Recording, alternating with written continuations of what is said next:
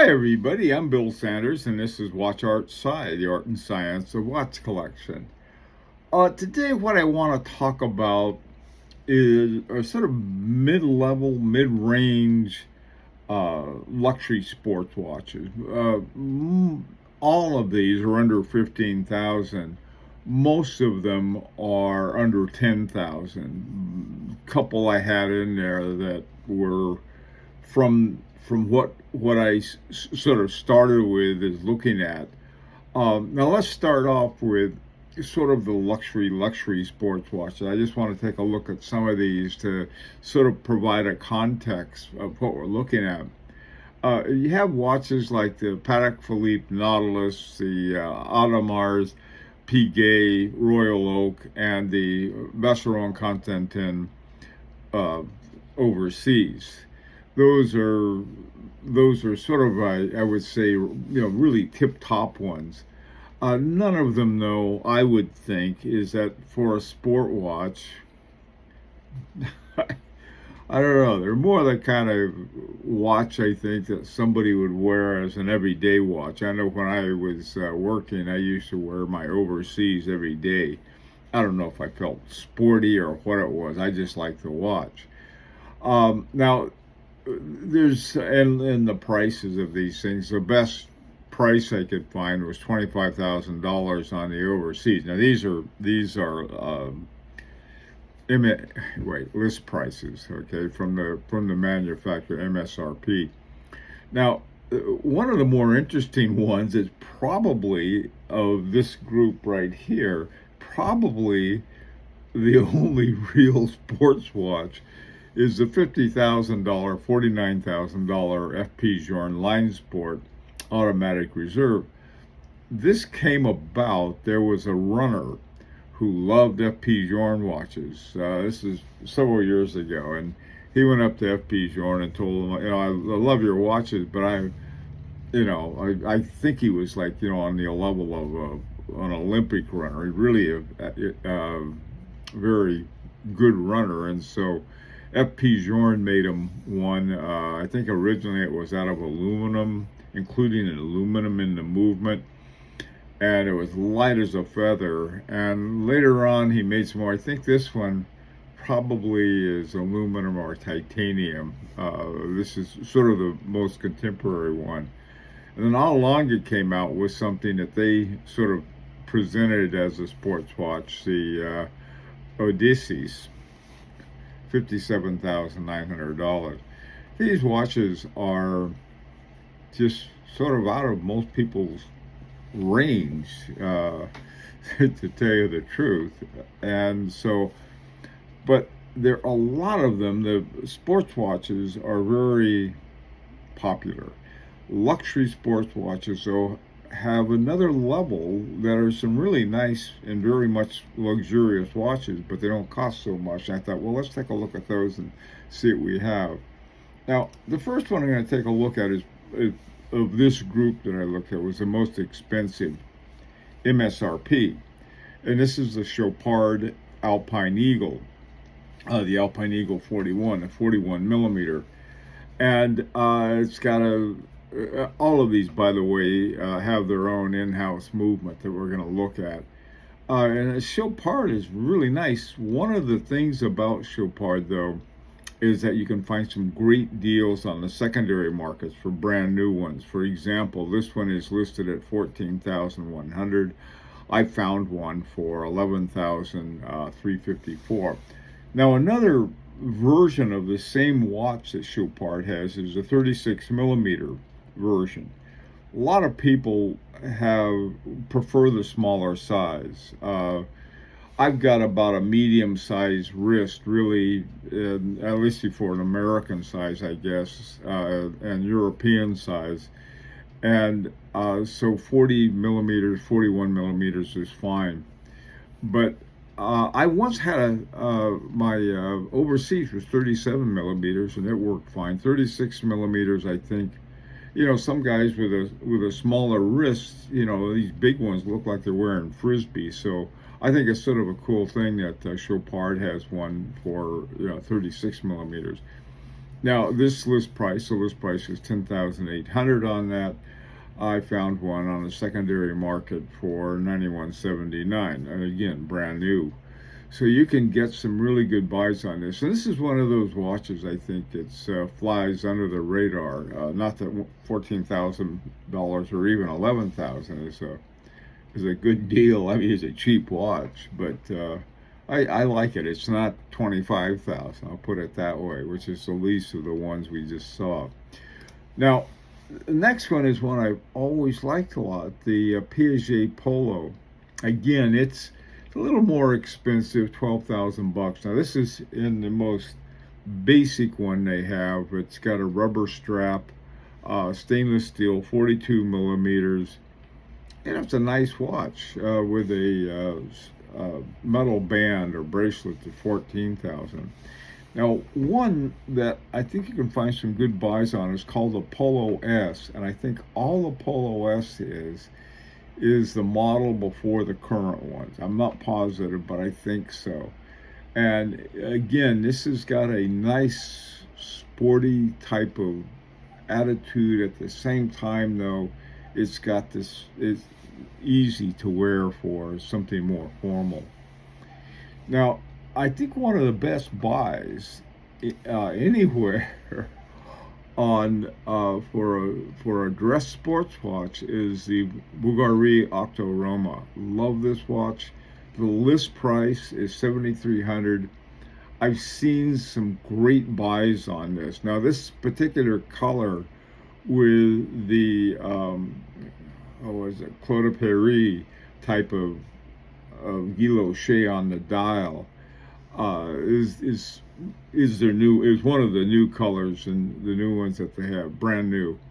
They have the BVL 191. Again, this is by Bulgari, and I think, let me see, I believe Bulgari is owned by LVMH, which also owns Zenith and some of the other ones. But it's got an octagonal inner case, and you can see that. And someone might grumble, well, they ripped off Gerald Genta. Well, Genta used to work for him, so there is definitely his influence. It's funny, Bulgari didn't, a lot of these companies, they don't give anybody credit, but when they hire someone like that, they also hired Daniel Roth, and he made some beautiful ones, but it just didn't have much fun there. So he went off on his own. Great buy though. You can find some great buys on this watch, and it's a really good watch. That BVL 191 is a solid movement that they have. Now, this next one, that GLA Original CQ, this is a relatively new line of watches. 10,200 is the list price, and again, you look around, you can find some deals. 39.50 millimeter, a little smaller. I like this size. I like 39 millimeter. And the caliber 3911, it's automatic.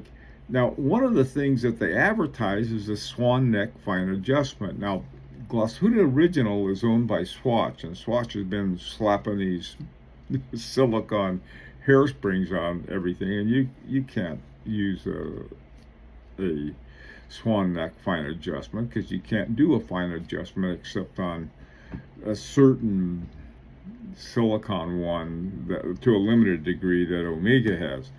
Okay, but this one has the swan neck fine regulator, which means it's got something other than a silicone hairspring. This one looks more like a sports watch. It looks very much like a diver.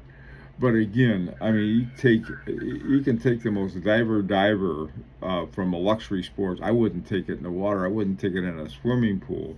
I mean, I'm talking about like a Rolex Submariner. I wouldn't take that thing under. You go to a dive shop, they don't have any of these watches there. they got different kinds of watches. But this is a nice one for a luxury sport.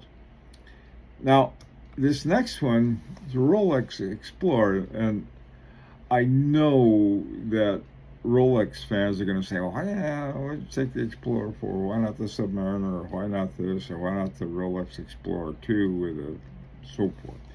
Well, first of all, of the ones that I wanted to look at, sort of as mid-range in terms of price. Um,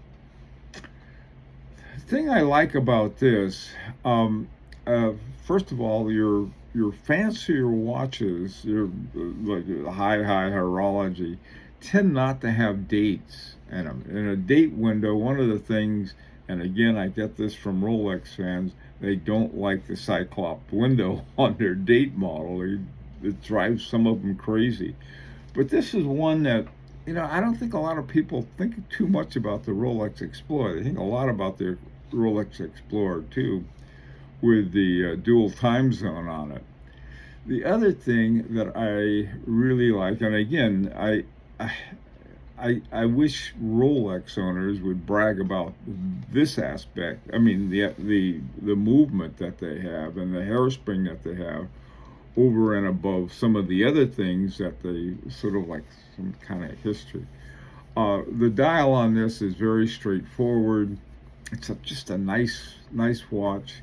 It has a Rolex Parachrome blue hairspring. Love this hairspring. Now it's made of two main elements, niobium and zirconium. I used to think it was made out of chromium, niobium and chromium, but that's wrong. It's zirconium. And the reason that they're both used is that, first of all, niobium is what they call ductile. And ductile means that it can be made into wire. That's all that means. And it's also paramagnetic, which means it's not affected by magnetic fields. Or if so, it won't keep any to mess up your timing on it. Zirconium is also, you can make it into the wire, but it's extremely resistant to corrosion and heat. And then the final ingredient is oxygen, and how that goes in there, I'm not sure. But this is one of those Rolexes that at least I haven't heard much about. Maybe because I'm not into Rolex that much, but I like it as a medium kind of luxury sports watch. Now, the Grand Seiko, this is something, I don't want to say there's a problem with it, but I wanted to have mechanical watches.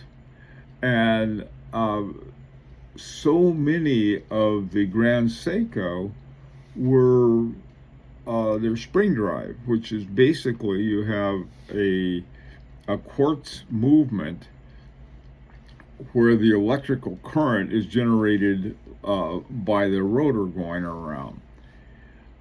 So I looked for one, and the Caliber 9S85 was the one with it. I think the whole 9S series is or sort of part of the high beat. I'm not crazy about high beats either, but that's another story.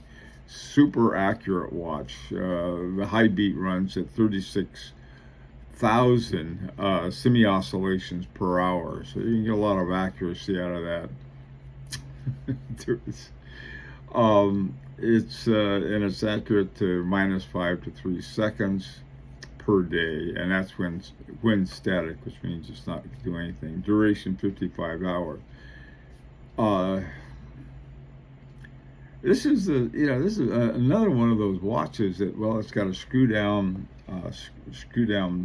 crown on it, and more of one that if you really wanted to, you could jump in the water with it, but I wouldn't do it. Made out of titanium.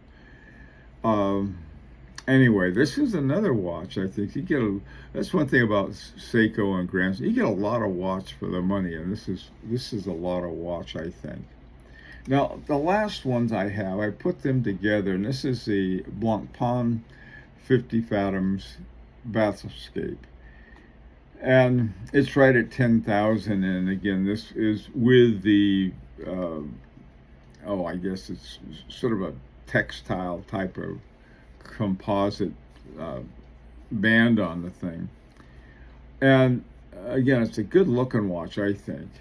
Caliber 1150, it's automatic. Now, this is the thing I like about it. It has a 21,600 semi-oscillations per hour, 100 hours. It does have a silicone hairspring though. This is one of the things from makes it Swatch-owned watches are going to have, all of them almost are going to have, even some of the Glashütte originals have some now.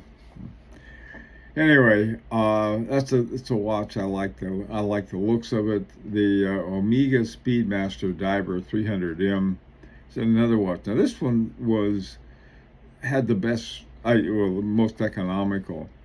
For some reason, I've always liked the Seamaster. I mean, everyone talks about the Speedmaster. Speedmasters are great watches, but boy, something just about the Seamaster I like. This is a diver, and it's even got a helium release valve on it. Horologically, it's got that wonderful Daniels coaxial escapement chronometer. $5,900. It's another one of those watches that you can wear it all the time, and not have to worry about it like a dress watch you would. So anyway, now I know I must have left out some luxury sports watches, and I'd love to hear from you. What are they? What are they, and why did you leave these out? I just ran out of time, I guess. Anyway, let me know what you think, or if you have one of these, I'd really like to hear from you. And this is an opportunity to subscribe if you like. And until next time, this is Bill Sanders for Watch Art Side, the Art and Science of Watch Collection.